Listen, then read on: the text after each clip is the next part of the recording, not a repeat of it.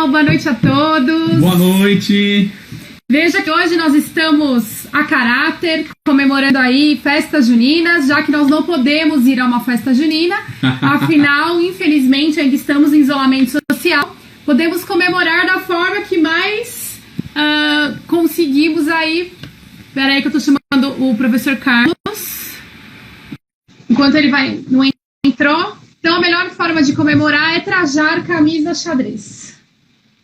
Estamos agora com o professor Carlos. Aê, professor Carlos entrou na nossa live. Sejam todos bem-vindos a mais uma live do Marquijur. Mais Marquijur Convida. Hoje estamos fazendo direto do Instagram, então estamos sem a nossa tarjetinha aqui no meio. Hoje temos o grande prazer, a grande honra em receber um amigo, um colega de trabalho, um profissional muito renomado, conhecido, advogado, professor universitário, diretor jurídico da Câmara Municipal de Carapicuíba, mestre em Filosofia do Direito, em Direitos Difusos e Coletivos pela Universidade Unifiel, especializado em Metodologia do Ensino e também com MBA em Gestão de Universidades.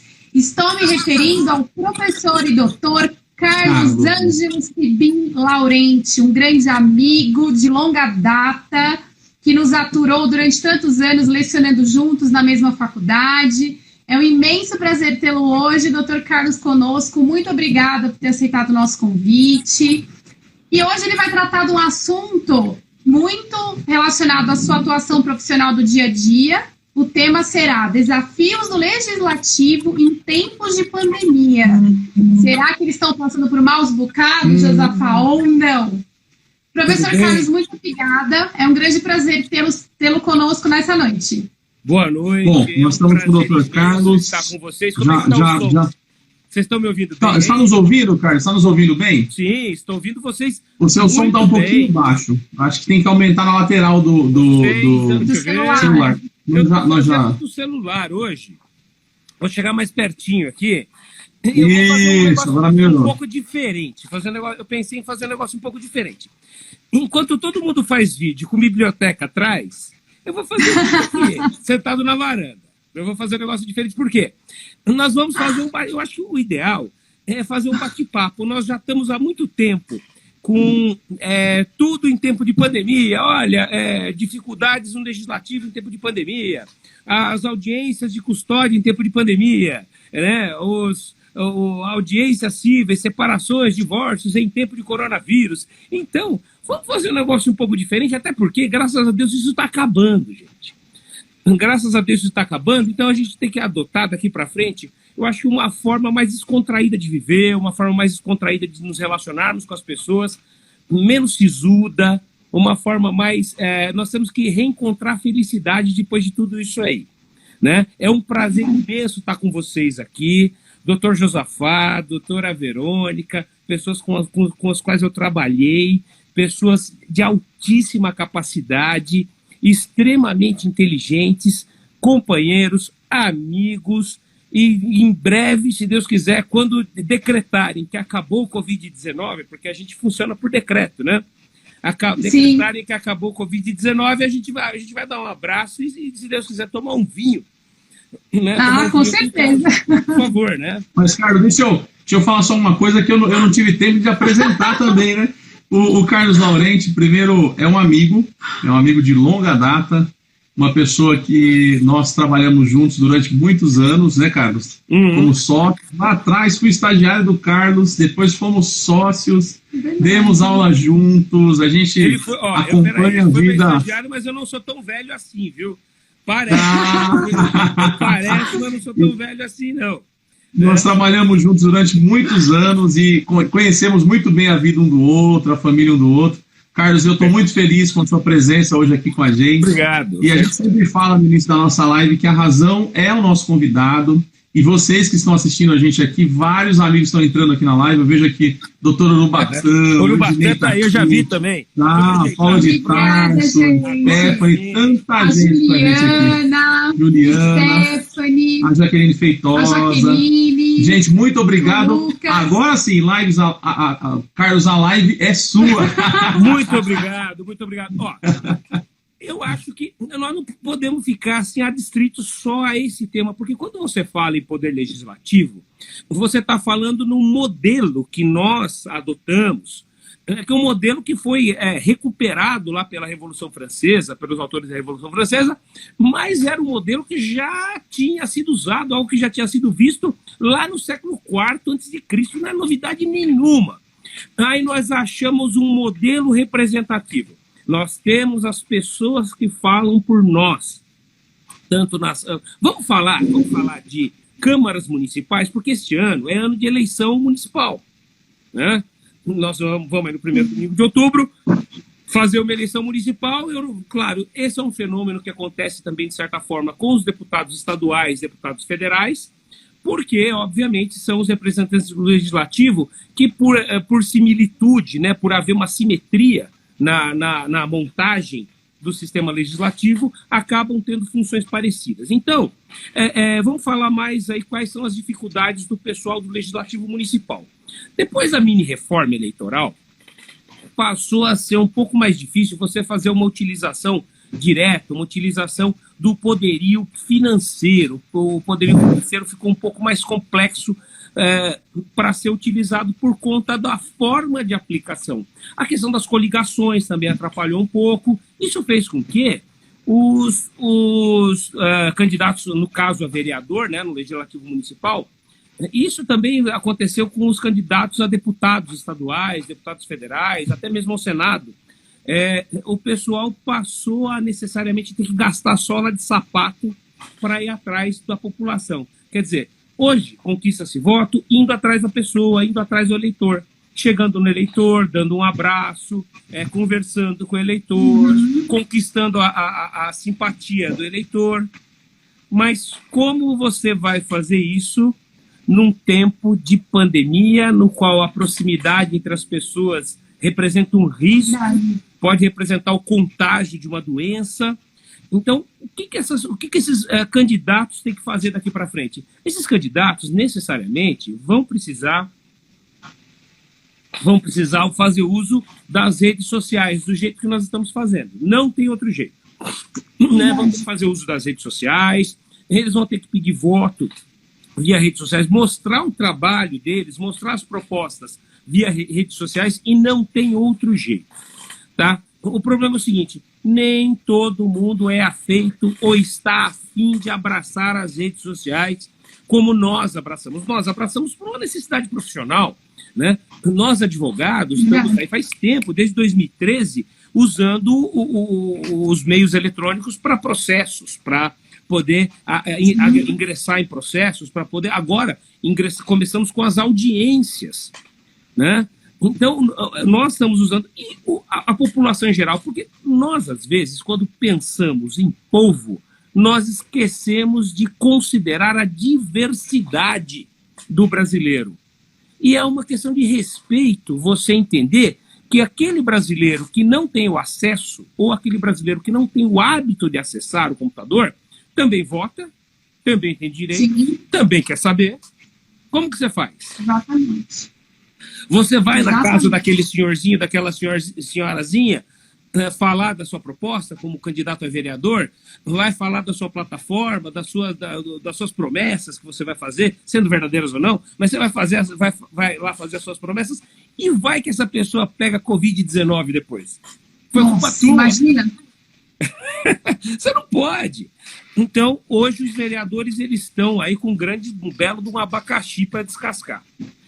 Né? Estão com um belo do abacaxi para descascar e estão descascando aí. Aqui, ó, tô vendo o Yuri perguntando o adiamento das eleições. Yuri, eu vou te dar a notícia que hoje, ou foi hoje ou ontem, a Procuradoria-Geral da República já se manifestou contrária à mudança de data das eleições. É uma questão constitucional, primeiro domingo de outubro, e nós não poderemos alterar as datas, a não ser que seja por meio de uma PEC, tá? Então não vai acontecer, creio eu, pelo menos assim se manifestou o Ministério Público, a PGR, né? E creio eu que quando for apreciado o pedido também pelo Supremo Tribunal Federal, dificilmente vai ser admitida uma proposta dessa.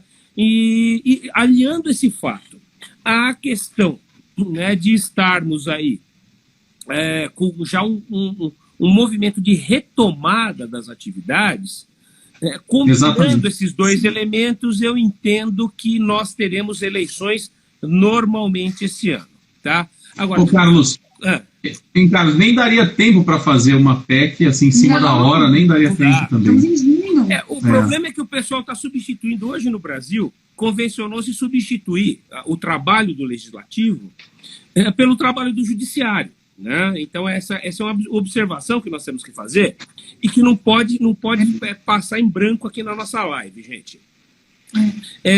A criminalização, isso eu já insisto, já falei mais de uma vez, falo em sala de aula e tudo mais.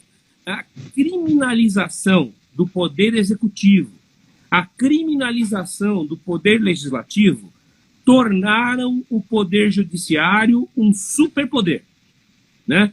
Transformaram aquela divisão de tarefas, aquela divisão de competências entre poderes em uma divisão desfavorável ao executivo legislativo, pendendo em favor do judiciário por conta do histórico dos outros poderes, do legislativo e do executivo, ou seja, o histórico, a mídia batendo, ou seja, político todo ladrão, político tá lá para roubar. Então, essas máximas que foram plantadas no imaginário popular, que foram fazendo parte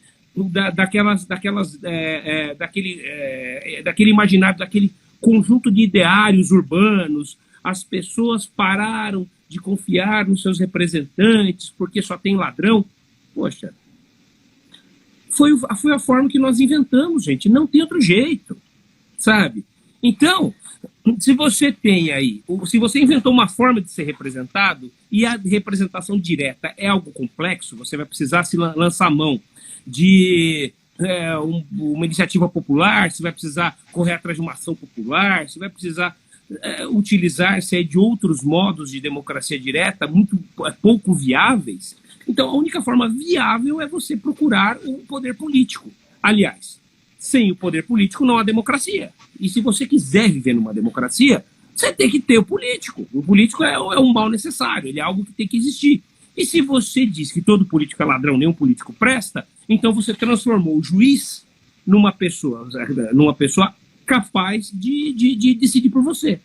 O juiz não é votado, o juiz não faz campanha, o juiz não vai na sua casa tomar café, o juiz não tem o gabinete aberto para receber reclamação, o juiz não tem um Instagram, não tem um Facebook, não tem lá o telefone dele para você, o gabinete com a porta aberta, para você dizer as necessidades da sua rua, do seu bairro, né? Onde que está faltando segurança, o juiz não te recebe para isso. Só que por conta de um processo de criminalização, você, cidadão, acabou dando todo o poder para a mão do juiz, que infelizmente foi um poder que foi crescendo no Poder Judiciário, dando capacidade do Poder Judiciário de interferir nos demais poderes, apesar deles, em tese, deverem ser equânimes, exatamente, deverem ser eles deveriam ser harmônicos e equânimes, ou seja, não há poder acima de poder, né? Vocês acabaram, nós, né, brasileiros, acabamos dando mais poder para o judiciário e, infelizmente, a nossa profissão, no caso, eu sou advogado, vocês advogados, eu estou vendo que muitos advogados nos seguem aqui, muitos advogados estão nos ouvindo, o nosso poder como advogados, o nosso ius postulandi não cresceu junto, né? Então, conforme os juízes vão ficando mais poderosos e mais capazes de interferir na vida do cidadão, mais capazes de interferir na decisão daqueles membros do Poder Executivo e do Legislativo, o advogado, ao invés de ter o seu poder reconhecido pelo juiz com tanta potência quanto a decisão do juiz teria, pelo contrário, o advogado vai sendo relegado cada vez mais à insignificância, vai sendo relegado cada vez mais à dificuldade de acesso e vai transformando aqueles juízes em pessoas que às vezes paralisam obras públicas, juízes que muitas vezes interferem em decisões de outros poderes, né? Você vê, nós vimos recentemente no âmbito federal o Supremo Tribunal Federal interferindo na nomeação de um diretor, né, de um superintendente.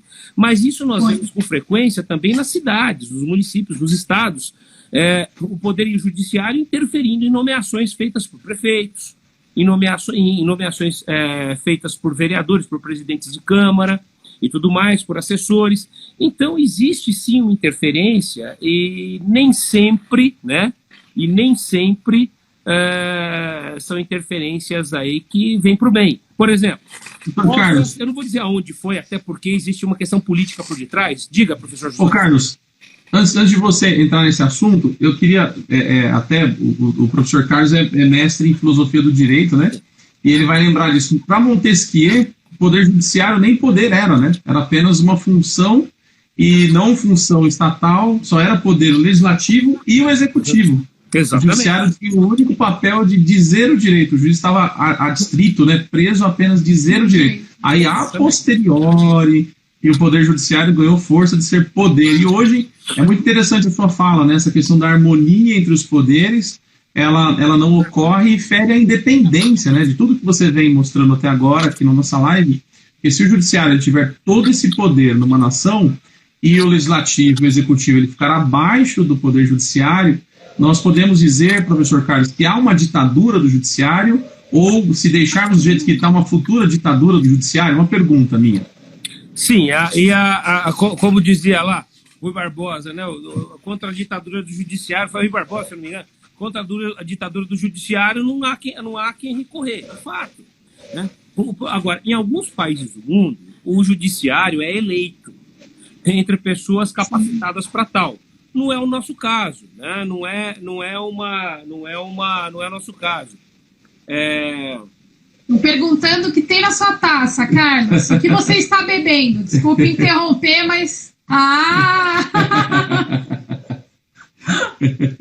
É sempre um mistério, né? Mistério. Claro, em alguns países o Poder Judiciário é eleito. Aqui no Brasil não. Aqui no Brasil é concursado, né? Sim. Exceto nos tribunais, nos quais há o quinto constitucional, onde um quinto ali dos magistrados vem de outras origens, né? De outros poderes, né? Então nós temos no Brasil o poder, às vezes, dado para o Poder Judiciário, que, como os outros poderes, também sabe que não existe vazio de poder. Sempre que o poder... que você deixa uma parte dele, que você abandona uma parte do poder, alguém vai invadir. Se você deixa aquela cadeira, alguém vai sentar. Sim. E cadeira não fica vazia, principalmente cadeira em lugar confortável. Né? Então as pessoas chegam ali e quando o poder executivo não tem moral para trabalhar, não tem moral para agir, o poder legislativo fica enfraquecido por conta de ações que correm contra deputados, contra vereadores, enfim. Quem que assume esse espaço de poder? O judiciário. Então, tudo que você se judicializar, o judiciário vai achar que tem condições de invadir aquela competência, já que não tem ninguém exercendo, e tomar decisão no lugar do prefeito, tomar decisão no lugar do presidente da Câmara. Acontece muito. Tá? Por quê? Porque o judiciário foi entrando, foi, por exemplo, parando obra. A pessoa começava ali a fazer um viaduto que ia desafogar o trânsito, era necessário, precisava desafogar o trânsito, as pessoas ficavam um tempão paradas no congestionamento. Finalmente, o prefeito conseguiu verba, foi lá passar o boné na Assembleia Legislativa, conseguiu um dinheiro, depois foi até Brasília passar o boné, conseguiu mais uma emenda para fazer o tal do viaduto na cidadezinha dele lá. Quando ele começou a fazer o viaduto, surgiu uma denúncia que existia uma desconfiança ali, existia uma desconfiança de que estava havendo superfaturamento na obra. Né? Apesar da licitação ter sido feita, tudo feito corretamente. Imaginou-se que estava tendo superfaturamento na obra. Né? Foi ao MP, o MP entrou com ação. O que o juiz fez? Paralisou a obra. Paralisou a obra, ou seja, todos os empregados ficaram parados, tiveram que muitos ser demitidos, para depois de 1 ano e 8 meses constatarem que aquele indício que existia simplesmente não correspondia à realidade. Então, nós temos esse tipo de intervenção do poder, finalmente hoje, né, o poder judiciário tem agido de uma forma um pouco diferente. Quando vê que a obra é necessária, o poder judiciário tem deixado a obra correr e depois apurado responsabilidades, apurado eventuais ilicitudes praticadas durante a obra. Mas muito aconteceu de juiz paralisar a obra e simplesmente desempregar uma cidade inteira. Nossa. Sabe? Então, são certas. Tem um caso muito famoso de Mauá, não sei se vocês sabem, lá, aquele caso da Paulicop, né, que a sentença da juíza, que está lá no Fórum de Mauá, para qualquer um ver, a juíza que tomou aquela decisão sobre o condomínio que tinha sido construído, um condomínio de prédios, eram muitos prédios, tinham sido construídos sobre um aterro, né? Um aterro que tinha depósito de resíduos sólidos, depósitos tóxicos. A decisão dela era simplesmente inexequível. Ela mandava a construtora, primeiro, demolir todos os prédios. Nossa. 40 e poucos prédios. 40 e poucos prédios. Demolir todos os prédios. Devolver o dinheiro para todo mundo e pagar ainda uma indenização. Se você liquidasse a sentença, dava coisa de bilhão quase. Mas sabe, se você fosse corrigido, tudo dava coisa perto do bilhão. Coisa inexequível. Quer dizer, juridicamente, até assim está de acordo com a doutrina, está de acordo com a nossa legislação. Mas é algo absolutamente inexequível. Para a cidade de Mauá, no caso, que apesar de ter polo, petroquímico e tudo mais, seria um absoluto desastre. Sabe? Que parece que muitas vezes não se verifica, não se calcula antes de tomar uma decisão. Quer dizer, a decisão judicial, ela precisa ter um caráter também utilitário, ela precisa também, de alguma forma, trazer o bem, não só aplicar a lei. Ela, além de aplicar a lei, ela tem que fazer o mais difícil, que é a justiça. Exatamente. Concordo. Ou seja, muitas vezes na prática você não consegue, nesse caso totalmente impossível, você cumprir a decisão judicial. Não tem a menor lógica, nem econômica, nem logística para se cumprir, Carlos. Enfim. Agora, juridicamente a decisão estava correta. Sim, mas só juridicamente, ou seja... Mudando um pouco de... Pato para ganso. Não, mas assim, nós vemos que realmente há relevância e há urgência, porque exatamente. Esse período que nós enfrentamos, e quase nos finalmente aí, tomara que sim, a gente tem muita medida provisória, e isso incentiva o Poder Legislativo a analisar dentro do prazo constitucional e tal... Uhum. A sua perspectiva, então, do Poder Legislativo frente a essa quantidade, que a gente nunca viu tanta medida provisória, a impressão que se tem é de que a Constituição Federal não estava preparada, é apenas a impressão, não sei a posição do doutor, não estava preparada para esse momento de calamidade pública, porque estado de sítio me parece bem complexo, porque o estado de sítio é quando o estado de defesa não consegue resolver, aí sim fazer um estado de sítio. Não seria o caso do estado de sítio, segundo majoritariamente a doutrina, ou se o doutor tiver um posicionamento diferente, aí o excesso de medida provisória, e tocando em pontos sensíveis da Constituição Federal, muito embora com relevância e urgência, e o Poder Legislativo correndo atrás para analisar isso. Qual a sua perspectiva, então, de tudo isso que aconteceu, que vem acontecendo? Foi bom, não foi bom? Tem alguma crítica, professor Carlos? Ou não? Olha, nossa Constituição, ela é uma Constituição... vamos dizer assim, analítica, a gente sabe todas as classificações doutrinárias dela, uma Constituição analítica, ela é prolixa, ela tem os defeitos, mas antes de mais nada, a gente tem que lembrar que a nossa Constituição é uma Constituição ressentida, é uma Constituição dolorida, sabe? É uma Constituição que nasceu com muito rancor. Ela nasceu com rancor. Nós tivemos aí o regime militar até 85, e assim que o regime militar acabou, aquela Constituição, com aquele AI-5, com toda aquela maldade, isso precisa ser apagado da história do Brasil, precisamos de uma vez por todas entrar na modernidade, então vamos fazer uma Constituição nova. Assim foi decidido, e assim foi feito. Durante 2-3 anos aí, até 88, chegou lá em outubro de 88, o pessoal finalmente conseguiu apresentar um texto, depois de muito debate, e de incluir tudo que você pudesse imaginar para garantir que não existiria nunca mais uma ditadura no Brasil. Então, você tem vários ressentimentos, você tem ali todo mundo que quis assinar a Constituição, que se comprometeu a assinar, quis dar um pitaco, olha, eu assino a Constituição, nós precisávamos de uma maioria, eles, para subscrever o texto constitucional, precisariam sim incluir aquele desejo, então todo mundo pôs o seu grãozinho de arroz ali no prato, todo mundo colocou a sua fatia de cenoura na maionese. Cada um pôs a sua, um pôs uma azeitona, e ficou aquela salada, sabe? Pouco sistematizada, né? Sistematizada graças a alguns profissionais que estavam lá colocando ordem naquela bagunça toda que todo mundo queria que fosse colocado. Então, a Constituição nossa virou uma tremenda coxa de retalhos, cheia de garantias, né? Garantia para todo lado, estabelecendo para todo mundo que estava ali subscrevendo o seu desejo para justificar aquilo que ele acresceu na Constituição para o seu eleitorado, né, para defender uma determinada bandeira. Então, a sistematização foi uma coisa muito arrancada à força, sabe? Dolorida, foi um negócio muito dolorido.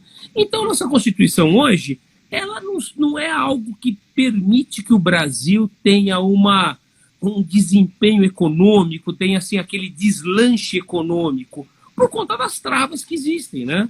Das travas que existem principalmente no nosso sistema de freios e contrapesos, que ao invés de ser usado para frear e contrapesar abusos, acaba sendo utilizado para fazer política, para freios e contrapesos políticos. Quando você vê alguém crescendo muito, que possa ofuscar ou ganhar a próxima eleição, você, ao invés de deixá-lo crescer e levar o país consigo, você precisa derrubá-lo para ele não ganhar outra eleição, para ele não fazer outra. Você precisa manter o poder na sua mão e o Brasil, ora o Brasil. Né? O Brasil que reme pelas mãos dos seus brasileiros. Que trabalho. Vamos dizer outra coisa. Sim. Nós temos uma pergunta aqui, professor Carlos.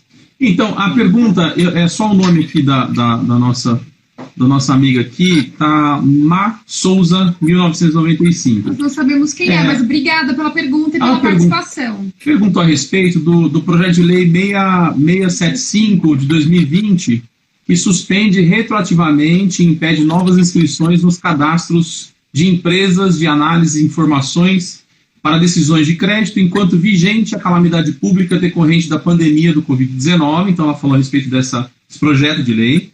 E qual a opinião do Dr. Carlos em relação ao andamento da ascensão econômica no país? Então, seria retirar, nesse período, o nome dos cadastros de inadimplente, né, do país, os órgãos de proteção, nesse período de pandemia. A opinião do doutor em relação à economia. Isso vai gerar impacto, não vai? A opinião. Polêmica a pergunta. Super polêmica. Olha, oportunismos, né? Você, quando trabalha, eu trabalho no Poder Legislativo, a gente sabe, não é a primeira vez, né? A gente conhece o Poder Legislativo, como é que funciona, em todos os seus níveis. Projetos de lei, né? Você vê aos montes. Projetos de lei, quando eles são apresentados, eles, em primeiro lugar, se eles não têm o objetivo puramente econômico, orçamentário, os projetos de lei passam pelas chamadas CCJs, Comissões de Constituição e Justiça, ou Comissões de Redação e Justiça, enfim, são aquelas comissões que fazem uma análise prévia do projeto de lei para verificar a sua constitucionalidade, se ele não contém, por exemplo, o vício de iniciativa, se aquele projeto de lei ele não está invadindo a esfera privada além do que deve, se aquele projeto de lei ele está adequado à legislação já vigente, principalmente se o projeto de lei está adequado ao texto constitucional, né? Então, projetos de lei dessa natureza, eu não sei em que pé está esse projeto hoje, mas projetos aparecem aos montes. Na maior parte deles, gente, por conta de estarmos em ano eleitoral, de nós termos aí uma dificuldade maior hoje para conseguir fazer campanha, projetos são utilizados para campanhas. Então, pessoas apresentam projetos. Por exemplo, projeto de lei, vereador apresenta projeto de lei obrigando o prefeito a construir um hospital de campanha. Essa medida não deve partir do legislativo, é uma medida necessariamente cuja iniciativa cabe privativamente ao executivo. Só que, claro, não vai passar nas comissões.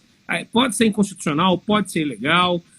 Esse projeto, por exemplo, de tirar o nome de todo mundo do SPC e do Serasa, estaria se interferindo em contratos privados, né, de natureza privada por meio do poder público.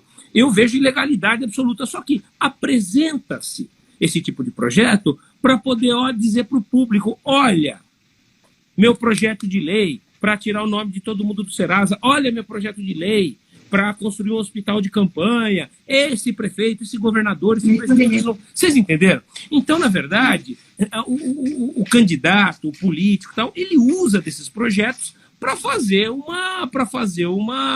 aparecer, né? Para poder levantar o nome dele. Agora, viabilidade de sanção e aplicação no mundo real, eu não vejo praticamente nenhuma. Nesse caso, envolveria mais o direito do consumidor, propriamente dito aí. Eu vejo uma tremenda interferência em contratos privados. Tá? Já não chega lá no Rio de Janeiro, que a Câmara dos Vereadores parece que passou a obrigatoriedade de algumas empresas, não sei se escolas de inglês, academias, não me lembro, reduzirem as mensalidades em 30% enquanto durar a pandemia. Quer dizer, interferindo numa esfera que deveria ser objeto de negociação entre as partes. Né? Está dentro da autonomia privada. Você não poderia chegar simplesmente e dizer, olha, todo mundo reduz 30%, você não sabe qual é a situação de cada um. Vocês entenderam? Então, a interferência do Estado, né, a gente entende que ela é necessária em alguns aspectos, o liberalismo até entende que a interferência do Estado seja necessária em alguns aspectos, mas ela deve ser limitada, sim, limitada a ponto de não invadir a autonomia das relações privadas, a não destruir a vontade da pessoa sobre a sua propriedade. Isso aí Professor Carlos, eu quero fazer uns agradecimentos aqui. Professor Alexandre Lunardi. Obrigada, professor. O senhor João, o pai da doutora Verônica, minha mãe está aqui, a doutora Fabiana Salgado, o Gabriel, lembra do Gabriel, do marketing? O Gabriel também está aqui assistindo a gente. Obrigada, Gabriel, pela presença. Doutor Leandro. Minha tia. Sua tia. Denise, obrigada. O doutor Alan Ramalho. Olha, tanta gente está conosco aqui assistindo a live do professor Carlos. Jaque Feitosa, doutor Urubatã, que nós falamos no início, a Gianine já se formou faz um tempo, né? Doutora Gianine está aqui com a gente. Obrigada, a Cris, que sempre nos acompanha. A Cris é nossa escudeira, está sempre acompanhando. O Ednei colocou, eca, queremos uma caneca, né? Calma, gente. Doutor Leonardo Missassi está acompanhando a gente aqui, doutor Leonardo Missassi. O Carlos falou que quer uma caneca, é isso, Carlos? O Carlos vai ganhar uma caneca. Vai ganhar. O Wagner Rodrigues está com a gente, o Ferreirinha, Carlos, o Ferreirinha está aqui com a gente, o Jairo, a Sandra, Roberta Macieira, Natália. Obrigada. Gente, quanta gente bacana que está assistindo a gente aqui. O doutor Alexandre Ribeiro Feitosa, pai do Alexandre Ribeiro Feitosa Júnior. É verdade, obrigada. Má Souza, eu não sei quem é Má Souza, mas está aqui, Má Souza. Fez a pergunta. O James Castilho está com a gente, Regiane, Silvia. Gente, muito obrigado. Olha, eu sempre peco, porque tem muita gente, a gente acaba pecando os nomes, né, Carlos? É melhor não citar todos. Então, sintam-se agradecidos. E estamos hoje aqui com o professor Carlos Laurenti, professor de Direito, já com a sua experiência de longa data em universidades, foi coordenador, é professor atualmente, é mestre em Filosofia do Direito, advogado, atualmente trabalha na Câmara Municipal de Carapicuíba como diretor jurídico. Professor Carlos,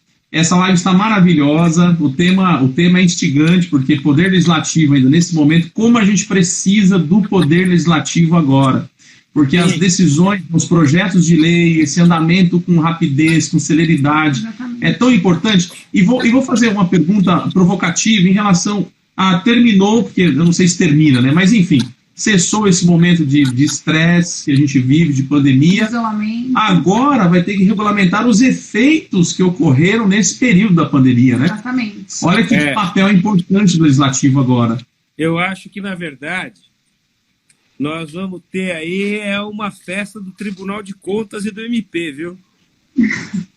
Também acho. Vai. Muita coisa foi aprovada. A MP 926 de 2020 foi aquela que flexibilizou as contratações emergenciais para compras direcionadas ao combate da Covid-19, né? Exatamente. Sim. O pessoal fez a festa, né? Teve gente por aí que fez a festa. Então, logo, eu estou achando que não vai mudar muito a legislação sobre o que tem hoje, mas o que foi praticado hoje, certamente o que foi praticado hoje, com a legislação atual, a legislação não vai, ainda que seja alterada futuramente, não vai retroagir nesse caso, mas vai pegar um monte de gente, já está pegando, né? Hoje de manhã a Polícia Federal estava na casa do governador do Pará, do Helder Barbalho, entraram na casa do governador do Rio de Janeiro, quer dizer... Do Rio de Janeiro, eu ia falar disso, exatamente. E existem prefeitos aí por aí afora, governadores, que gente que vai ter que acabar respondendo como é que acontece. Muitos, eu creio, vão conseguir explicar para os tribunais e para o MP, né, que aquelas compras realmente foram emergenciais, ainda que num valor um pouco superior, mas que aquilo era necessário no momento para combate à pandemia. Agora, quem não conseguir explicar, amiguinho, já era. Professor Carlos, é um dos papéis do legislativo, porque as pessoas sempre lembram que o papel legislativo é apenas fazer lei. Não, é fazer lei e fiscalizar. O Tribunal de Contas está mais. O papel do legislativo, na verdade, nem é tanto fazer lei. Também fazer leis, também. Mas o principal papel do poder legislativo, gente, é votar as leis. Tá? Votar as leis. As leis, necessariamente, elas têm que nascer daquela pessoa que recebeu o mandato da cidade. Eu estou falando da cidade, vereador e tal, porque nós estamos em ano de eleições municipais, por isso. Exatamente. Mas quem recebeu o mandato da cidade foi o prefeito. Então, o prefeito tem um plano na cabeça, ele tem um projeto para a cabeça. Sim. Então, muitas vezes, o legislativo quer prefeitar, que é Exatamente. A função do prefeito, quer fazer... E a função do legislativo não é essa. A iniciativa, normalmente, ela parte do executivo e o legislativo vota sim ou não. Sim ou não para as iniciativas do executivo. Depois, o legislativo aprova ou não as contas do executivo. Depois, o legislativo diz sim ou não para a lei orçamentária proposta pelo executivo. Então, na verdade, o legislativo ele é mais aquele que vota, aquele que escolhe, que dá sim, ou aquele que dá o sim ou não para o que o prefeito quer fazer. Tá? Tanto que o prefeito, no caso, ele tem até poder de veto, o prefeito tem poder de sancionar parcialmente, vetar parcialmente. Então, gente, muitos vereadores acham que o papel do legislativo é fazer lei. Não é. Tá? É votar as leis. Por quê? Porque o que o legislativo faz? O papel é, em nome do povo, dizer se aquilo que o prefeito, o governador, o presidente querem fazer estão de acordo com a vontade popular ou não estão de acordo com a vontade popular. No momento que o vereador propõe, por exemplo, vamos construir um hospital de campanha, o vereador não sabe qual é a disponibilidade financeira, o vereador não sabe qual é exatamente o controle das UTIs, dos leitos de UTI que estão disponíveis, o vereador não sabe exatamente como é feito aquele controle, ele pode se informar antes até. Só que quem tem que adotar medidas para corrigir eventuais distorções é o prefeito. A partir do momento que um vereador por exemplo, apresenta uma lei determinando, por exemplo, a criação de uma secretaria, isso não é a função. A função... Agora, existem cursos para isso. Muitas das cidades têm as chamadas escolas do parlamento. Né? E a escola do parlamento é aquela que recebe os vereadores e explica, olha, senhor vereador, a lei orgânica do município é esta, o senhor estude a lei aqui orgânica do município, entenda como é que funciona, o seu papel é esse, o senhor pode isso e não pode aquilo. Prefeito, mesma coisa do senhor, tá? E aí sim, depois de instruídos todos, espera-se que haja com maior harmonia. o que sempre é difícil quando você envolve poder, né? Harmonia, quando tem poder no meio, é um negócio complicado. Mais difícil. Professor Carlos, nós temos 2 perguntas. Temos 2 perguntas aqui. Uma da Silvia, que sempre faz perguntas na nossa live, nos acompanha. Obrigado, Silvia. Na opinião do Dr. Carlos, essas medidas poderão ser contestadas no futuro, como a medida provisória 926? Sim, claro. Agora, você fala o questionamento da legalidade da medida provisória? Não, exatamente, acho que é isso. Eu entendi isso também na pergunta da Silvia. Não, a medida provisória, ela é um direito, é uma atribuição do presidente da República, né? Ele pode fazer isso. Se é legal ou é ilegal, o Congresso Nacional vai dizer quando ele for pautar e votar a medida provisória. Exatamente. Durante esse tempo, a medida provisória, ela vai irradiar os seus efeitos e os efeitos dela serão reputados como válidos. Caindo a medida provisória, dependendo do caso, os efeitos eles podem ser mantidos ou eles podem ser desfeitos, se possível, né? Mas as medidas provisórias, elas são uma anomalia, né, da Constitucional, que é reservada ao presidente da República. Outros chefes do Executivo não têm esse poder de medida provisória. O máximo que os outros chefes do Poder Executivo têm são os decretos, né? Pode atuar por decreto. E o decreto, ele não necessariamente vai à votação, a não ser que você queira transformar aquele texto do decreto em lei. Seria aí um decreto que poderia se tornar projeto de lei pelas mãos do próprio Poder Executivo, ou algum dos vereadores, como o vereador, no caso legislativo, também tem poder de proposição, transformar esse decreto em texto, em projeto de lei, para apreciação aí das comissões, né? E votação. Mas eu creio que, claro, tudo no Brasil é ajuizável, gente. Né? A Constituição nossa garante direito de ação. Você pode ajuizar o que você quiser. Exatamente. Professor Carlos, segunda pergunta aqui da Elaine. Grande abraço para a Elaine. Doutor Carlos, qual conselho você daria para a pré-candidata ou os pré-candidatos a vereador nos dias de hoje? Formem pré-candidatos a vereador? Formem, profissionalizem suas redes sociais. É uma forma de fato, cativar o redes sociais. Não vai ter jeito, vai ter que ser assim. Exatamente. Aliás, professor Carlos, não só no âmbito eleitoreiro, né? Mas no âmbito da academia mesmo, das faculdades, das aulas, até a atuação do advogado. Hoje, né? Nós estamos fazendo reuniões com clientes via Zoom, via Hangouts. Microsoft Teams. Então, até a própria atuação do advogado está sendo remota. Audiência, né? As audiências virtuais. O que eu estou falando, gente, não é só na questão remota. É na profissionalização mesmo. Você ter, por exemplo... capacidade de alcance das suas publicações. Você pagar a rede social para ampliar o alcance, né? E você tem que definir seu grupo, porque existem aí existem os trabalhos de megadata, né?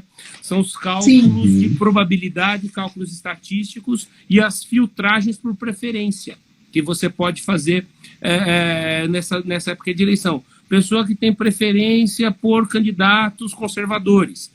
Então, você vai fazer um filtro das redes nas quais essa pessoa navega, as páginas que ela participa, e você vai conseguir traçar um conjunto de pessoas que tem um perfil parecido com as ideias que você quer lançar. Aí você impulsiona via pagamento, né, que seu conteúdo chegue naquelas pessoas que são votos muito mais prováveis do que você mandar, por exemplo, uma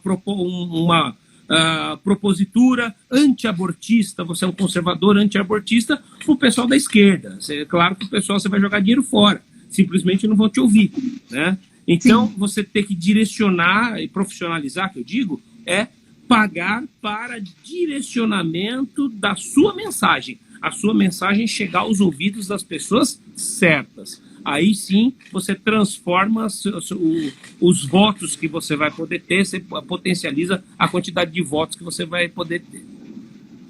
Olha, uma pergunta do Dr. Alan. Obrigada, doutor Alan, por acompanhar sempre as nossas lives.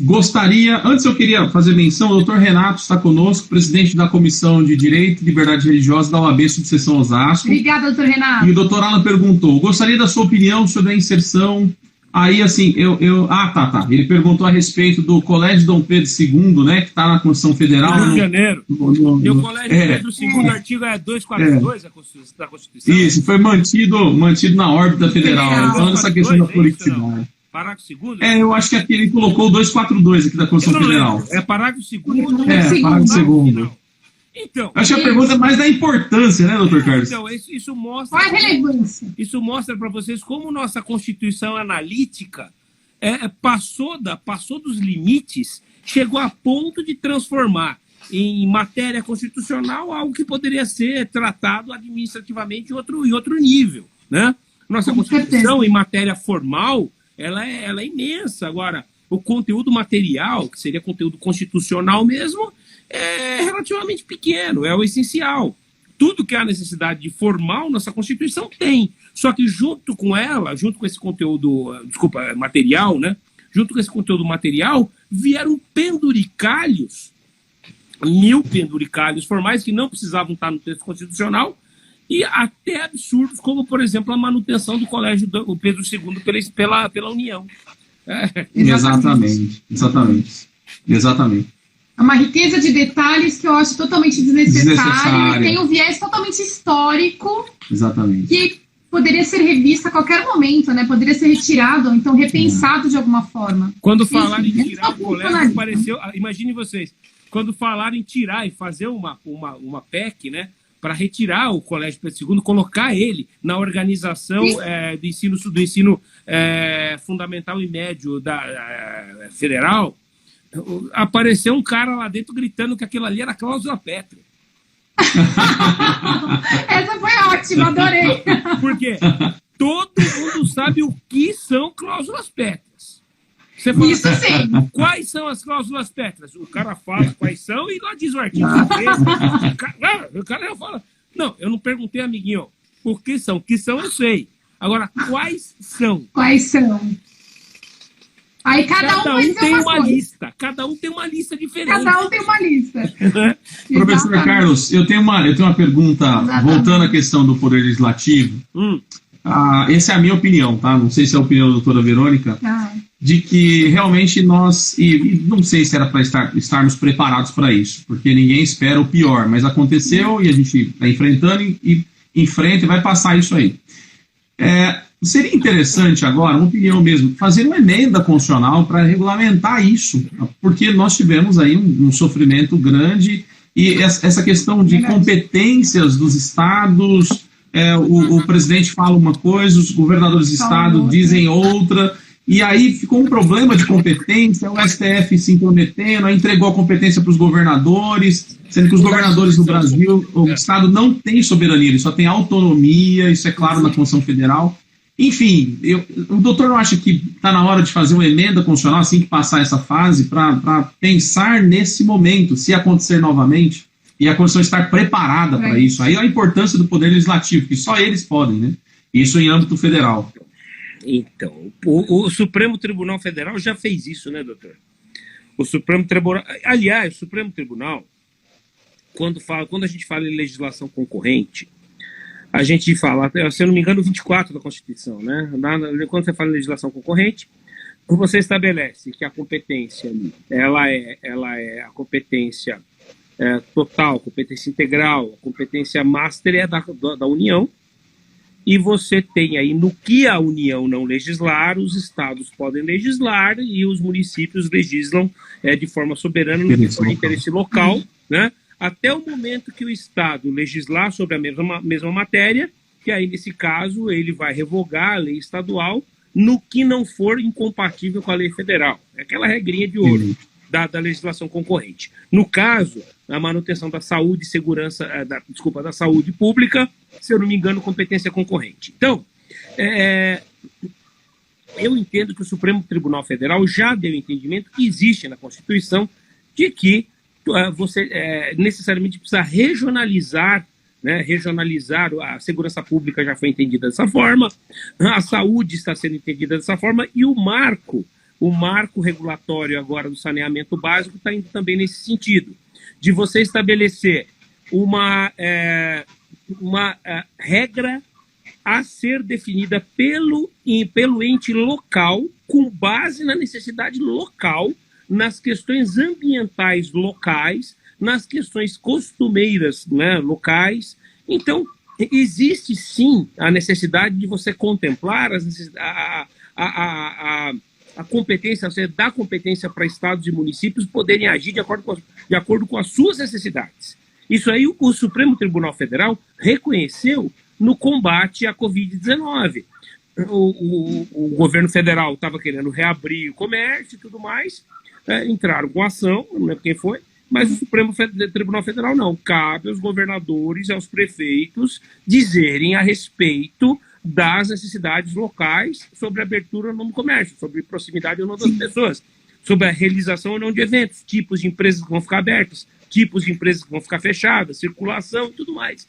Então, eu entendo que isso já está sedimentado, esse entendimento já está firmado, né, com base na Constituição Federal, de que tem que sim respeitar necessidades locais e as regionalidades. Surgirão PECs? Sem dúvida que surgirão PECs. Aliás, papel aceita tudo. PEC tem assim, chove PEC, sabe?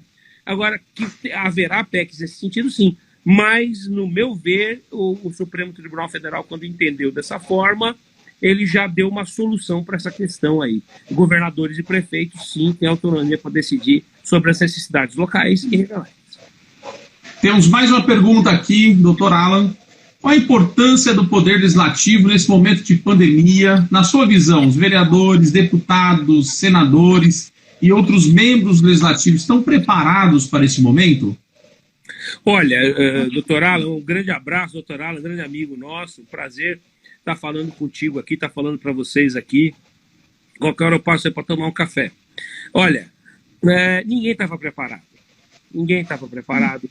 Eu acho que a pergunta a se fazer é mais como cada um pode contribuir, né? Como cada um pode contribuir no sentido de você fazer algo por aqueles que estão sofrendo mais. Quando você fala em pandemia, você fala em sofrimento, você fala em doença, você fala em morte, você fala em dor, você fala em perda. E não há lei, não adianta você fazer uma lei, que nem teve um cidadão lá, não teve um estado aí que o cara fez uma lei de que não podia morrer, só podia morrer na sexta para poder enterrar no sábado, no domingo, porque ele não ia dar serviço funerário durante a semana. Só ia ter serviço funerário no fim de semana, então se quiser morrer, morre sexta. Ou sábado, assim, na pior das hipóteses. Marca dia de horário. Enterra no outro sábado. É uma brincadeira, obviamente, né? Mas, num momento desses, o que nós temos que atentar mais para no que cada um pode ajudar. Aí surge todo tipo de iniciativa demagógica, surge todo tipo de questionamento. Por exemplo, vamos reduzir os salários dos parlamentares para ajudar na Covid-19. Gente, se você pegar lá no Congresso Nacional um pedacinho do salário, lá 10%, 20%, 30% do salário de cada parlamentar, ou aqui de cada deputado estadual, de cada vereador na cidade, e for transformar esse dinheiro em dinheiro que vai ser investido no combate ao Covid-19, gente, não vai fazer diferença nenhuma. É uma areia no oceano. É uma areia no oceano, não vai mudar nada. Seria mais por uma questão moral. Olha, nós, parlamentares, estamos abrindo mão de parte dos nossos vencimentos para ajudar aqui as vítimas do Covid-19. Gente, pura demagogia, sabe? Não muda nada. O que o Poder Legislativo tem que fazer, tem que continuar fazendo hoje, apesar da necessidade de distanciamento social, trabalhar. Tem que continuar trabalhando. Por exemplo, o prefeito precisa de uma transposição, ou a gente chama de trespasse orçamentário. Precisa de um trespasse orçamentário, passar uma verba que estava destinada a determinada secretaria, passar essa verba para outra secretaria para fazer uma compra de insumos para combate do Covid-19. Essa alteração orçamentária ela não pode ser feita de ofício, ela não pode ser feita pela caneta do prefeito. Ela precisa de aval do Poder Legislativo. Então, os vereadores têm que estar lá para votar o regime de urgência.